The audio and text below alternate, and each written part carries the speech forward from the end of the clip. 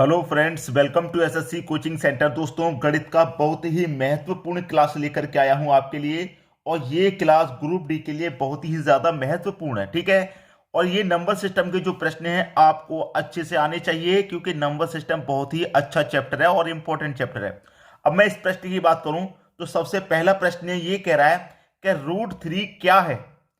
पूर्णांक है, धन पूर्णांक है, परिमेय संख्या है या अपरिमेय संख्या है, इसकी जानकारी आपको होनी चाहिए, ठीक है। अब √3 क्या है भाई, आपको मालूम है तो आप बता दीजिए, अगर नहीं मालूम है तो फिर यहां पर सीखिए। और जिनको मालूम है वो कमेंट करके कमेंट कर दें सर ये है, पहले से ही बता दें, ठीक है। अब मैं पूर्णांक की बात करूं तो पूर्णांक संख्या क्या होती है। पूर्णांक संख्या होती है दोस्तों, पूर्णांक संख्या होती है जो 0 से स्टार्ट होती है, ठीक है। 1 2 3 4 ये कहां तक जाती हैं, जैसे 100 हो गया, पूर्णांक लिखा हुआ है। पूर्णांक, मैं क्या कह रहा हूं, पूर्णांक लिखा हुआ है, 0 से स्टार्ट होंगी और 100 पे जाके खत्म होंगी। जैसे 100 10 पे भी खत्म हो जाए, 200 पे भी। ये पूर्णांक संख्या है जो एक 100 का या 10 का या 200 का एक पूर्णांक परिवार बनाती है, ठीक है। धन पूर्णांक क्या होती हैं, धन पूर्णांक होती हैं जैसे 1 + 2 + 3 + 4, ये होती हैं धन पूर्णांक। परिमेय संख्या और अपरिमेय संख्या बची। परिमेय संख्या क्या होती है, परिमेय संख्या होती है जैसे कि अगर रूट में 4 लिखा होता तो इसका पूर्ण वर्ग निकल के आ जाता 2। यह होती है परिमेय, ठीक है। यह होती है परिमेय जिसका पूर्ण वर्ग निकल के आ जाता है। और जिसका पूर्ण वर्ग ना निकल के आए, जैसे यहां पर हमें दे रखा है √3। अब √3 का पूर्ण वर्ग नहीं निकल के आएगा, √3 का पूर्ण वर्ग नहीं निकल के आएगा। √3 को मैं क्या लिख सकता हूं, 4 - 1, 4 में से 1 घटा देंगे 3 होता है, ठीक है। 4 का पूर्ण वर्ग 2, ठीक है, पूर्ण वर्ग 2 -1, क्लियर। अब यहां पर 2 में से 1 घटा दिया और यहां पर मेरे पास क्या है, तो यहां पर जो संख्या होती है उसके 2 गुने से डिवाइड करते हैं। यहां पे मैंने पहले ये प्रश्न कराया कि यहां पर जो संख्या होती है 2 गुने से, 2 में से 1 चला जाएगा, 1 में 4 से डिवाइड दूंगा, पूर्ण वर्ग नहीं निकल के आएगा। जब पूर्ण वर्ग निकल के आता तो वो मेरी परिमेय संख्या होती है। पूर्ण वर्ग निकल के आता तो वो परिमेय, लेकिन पूर्ण वर्ग जब ना निकल के आएगा तो वो संख्या होती है अपरिमेय। तो हमारी √3 क्या है, ये एक अपरिमेय संख्या है, ठीक है। पूर्णांक संख्या क्या होती है, धन पूर्णांक। परिमेय भी पता चल गया और अपरिमेय भी पता चल गया। तो जिस संख्या का पूर्ण वर्ग ना निकल के आए, दशमलव में आए, वो संख्या आपकी अपरिमेय संख्या होती है। बात समझ में आ गई। अब देखेंगे अगला प्रश्न। अगला प्रश्न है, शून्य यानी 0 क्या है। प्राकृत संख्या है, पूर्णांक संख्या है, धन पूर्णांक है या फिर ऋणात्मक संख्या है। बताइए भाई क्या है, आपको बता दीजिए क्या है आपका ये जो शून्य है ये क्या है। देखिए, प्राकृत संख्या क्या होती है, 1 से स्टार्ट होती है, 1 से, 1 2 3 4 और ये कहां तक जाती हैं, ये इंफिनिटी तक जाती हैं, मतलब अनंत तक जाएंगी। जो प्राकृत संख्या है वो 1 से स्टार्ट होंगी और अनंत तक जाएंगी, इन्हें कहते हैं प्राकृत संख्या, ठीक है। पूर्णांक संख्या क्या होती है, मैंने पिछले प्रश्न में बताया, पूर्णांक संख्या होती है जो 0 से स्टार्ट होंगी, 1 2 3 और ये कहां तक जाएंगे दोस्तों, ये बनाएंगी, 0 है, 0 से स्टार्ट होती है तो या तो ये 100 का परिवार बनाएंगी, ठीक है, 100 का, 10 का भी बना सकती हैं, ये 200 का भी। यहां पर आके ये खत्म हो जाती हैं 0 पे आके। पूर्णांक संख्या जैसे कि 100 बना दिया, 100 से पूर्ण होगी संख्या, 100 तक है भाई। 10 बना दिया, जैसे 10 तक है, 200 बना दिया, 200 तक है, 200 तक इसने अपना संख्या काम कर दिया, पूरी कर दी, ठीक है। ये होती है पूर्णांक संख्या। अब धन पूर्णांक क्या होती है, धन पूर्णांक वही 1 + 2 + 3 + 4 इस तरीके से। और ऋणात्मक, भाई धन पूर्णांक में धन का साइन चलता है प्लस का, ऋणात्मक में माइनस का, जैसे 1 -2 -3 इस तरीके से। तो हमसे तो पूरा गया है कि 0 क्या है, शून्य क्या है। अब समझिए, क्या इसमें शून्य है, क्या इसमें शून्य है, क्या इसमें शून्य है। शून्य यहां पर आ रहा है पूर्णांक संख्या में, जो परिवार को पूरा कर रहा है, संख्या की परिवार को, ठीक है, ये पूरा कर रहा है तो वही पूर्णांक है, ठीक है, पूर्णांक संख्या। पी ऑप्शन क्या हो जाएगा आपके प्रश्न का बिल्कुल सही जवाब। अब देखेंगे अगला प्रश्न। अगला प्रश्न है, किसी संख्या को शून्य से भाग देने पर प्राप्त होता है। भाई क्या प्राप्त होगा?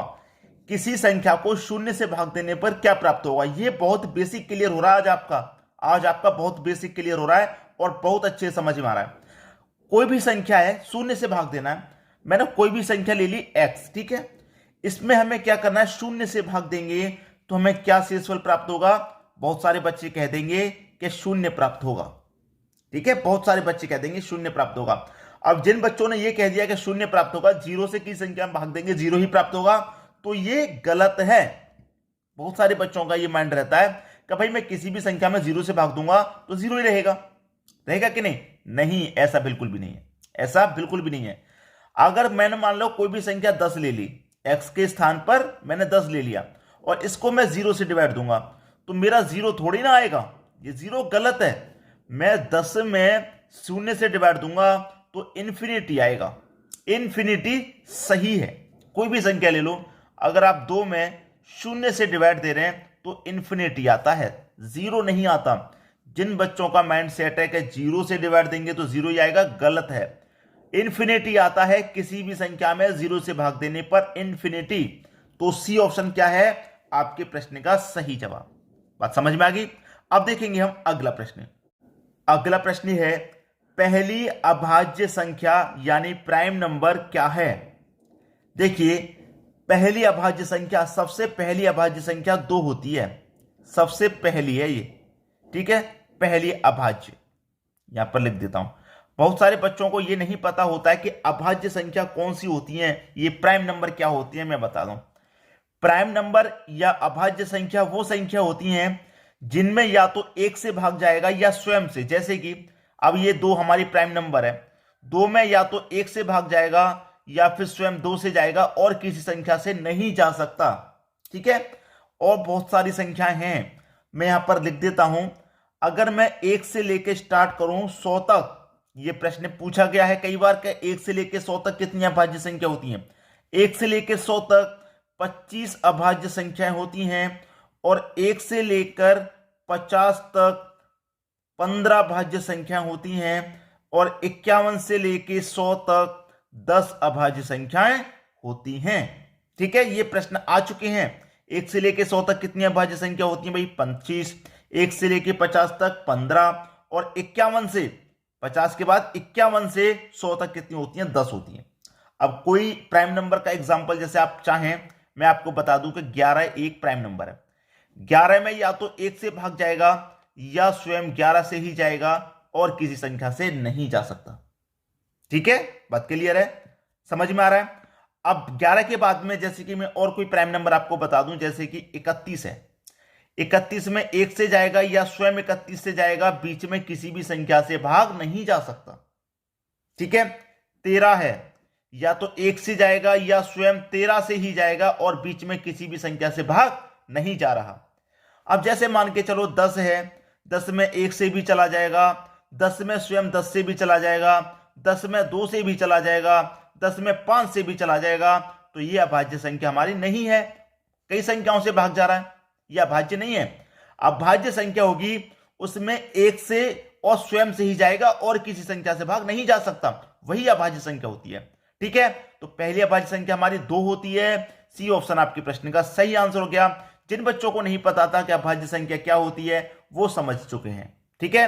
अब देखेंगे अगला प्रश्न। अगला प्रश्न है 3 की पावर 38 प्लस 3 की पावर 39 का वर्गमूल है, ठीक है, वर्गमूल है। अब यहां पर ध्यान दीजिए, ये आपके पास ऑप्शंस हैं।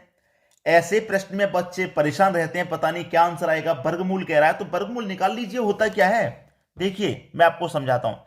3 की पावर 38 प्लस, ठीक है, प्लस का साइन है यहां पर, और 3 की पावर 39 का आपको क्या निकालना है? वर्गमूल निकालना है, ठीक है। वर्गमूल ही तो निकालना है, तो वर्गमूल वाला पहले साइन लगा लो। सबसे पहले तो आपको क्या करना है? वर्गमूल वाला साइन लगा लेना है। लगा लिया वर्गमूल वाला साइन।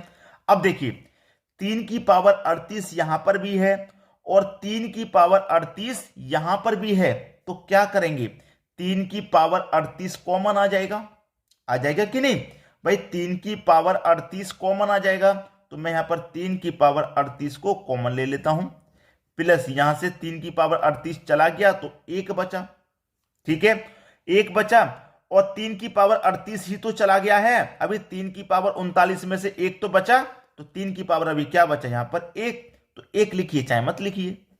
ठीक है, समझ में आ गया। अब देखिए सॉल्व करेंगे इसको हम। अब 1 और 3 कितना हो जाएगा, 4 हो जाएगा। तो मैं इसको 4 को यहां लिख लेता हूं पहले। ठीक है, 4 को पहले मैं यहां लिख लेता हूं, कोई दिक्कत नहीं। और ये 3 की पावर कितनी है भाई, 38 है, तो 3 की पावर मैं 38 को यहां ले लेता हूं। ठीक है, 3 की पावर 38 को मैंने यहां ले लिया। अब इसका क्या करना है, हमें वर्गमूल निकालना है। अब 4 का वर्गमूल कितना हो जाएगा, 2 हो जाएगा, इनटू 4 का वर्गमूल 2 हो गया, और यहां पर जो 3 की पावर 38 है, पावर का आधा कर दो 19, बस आंसर आ गया। हमेशा याद रखना कि जब भी पावर यहां पर जो भी होगी उसकी पावर आधी कर देंगे, वर्गमूल निकालेंगे उसकी पावर आधी कर देंगे, 38 की पावर आधी। ठीक है, तो 2 इंटू 3 की पावर 19 कहां पर है भैया, 2 इंटू 3 की पावर 19, सी ऑप्शन आपका सही जवाब है। अब देखेंगे अगला प्रश्न। अगला प्रश्न है 3 की पावर 34 प्लस 3 की पावर 35 का वर्गमूल। अभी अभी जो प्रश्न किया बिल्कुल वैसा ही है, तो मैं कर लेता हूं भाई। 3 की पावर 34 यहां पर भी है, 3 की पावर 34 इसमें भी है, तो 3 की पावर 34 को कॉमन ले लेंगे। कॉमन ले लिया 3 की पावर 34 को। अब यहां कितना बचा, 1, और 3 की पावर 1 बचा, तो 3 लिखूंगा, 1 लिखिए चाहे मत लिखिए। और इसका हमें क्या निकालना, वर्गमूल निकालना, तो वर्गमूल का साइन ले लो भाई। 1 और 3 कितना हो जाएगा, 4, इंटू 3 की पावर ये कितनी है भाई, 34 है, इसका हमें निकालना वर्गमूल। 4 का वर्गमूल 2 हो जाएगा, इंटू 3 की पावर 34 है, तो पावर आधी हो जाएगी, 34 की आधी 17, तो 2 इंटू 3 की पावर 17, ये आपका सही जवाब है। 2 इंटू 3 की पावर 17, जो कि सी ऑप्शन में है। उम्मीद करूंगा सभी को प्रश्न अच्छे तरीके से समझ में आ गए होंगे, किसी को भी प्रश्न में कोई समस्या नहीं होगी। ठीक है दोस्तों, वीडियो देखने के लिए आपका बहुत बहुत धन्यवाद।